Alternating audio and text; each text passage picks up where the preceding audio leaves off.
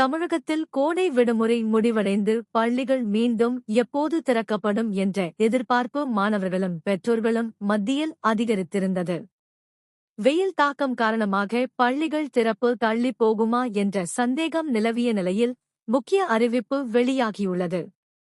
தென்மேற்கு பருவமழை மற்றும் கோடை மழை காரணமாக தற்போது வெப்பம் குறைந்துள்ளதால் பள்ளிகள் திட்டமிட்டபடி ஜூன் 2ஆம் தேதி திறக்கப்படும் என்று தொடக்க கல்வி இயக்குனர் நரேஷ் உத்தரவிட்டுள்ளார். இதனையடுத்து அனைத்து அரசு மற்றும் அரசு உதவி பெறும் ஆரம்பம் மற்றும் நடுநிலைப் பள்ளிகள் திறக்க தயார் நிலையில் இருக்குமாறு அறிவுறுத்தப்பட்டுள்ளது. இதோடு பள்ளிகள் திறக்கப்படும் தினத்திலேயே மாணவர்களுக்கு பாடப்புத்தகங்களை வழங்கும் பணியும் விரைவாக முன்னெடுக்கப்படுகிறது.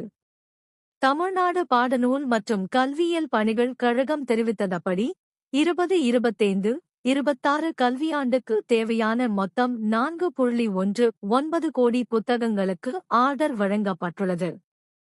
இதில் 4.16 கோடி புத்தகங்கள் ஏற்கனவே அச்சிடப்பட்டு வழங்க தயாராக உள்ளன. மீதமுள்ள புத்தகங்களும் ஓரிரு நாட்களில் அச்சடித்து அனுப்பப்படும் என தெரிவிக்கப்பட்டுள்ளது. இதையும் படிங்க.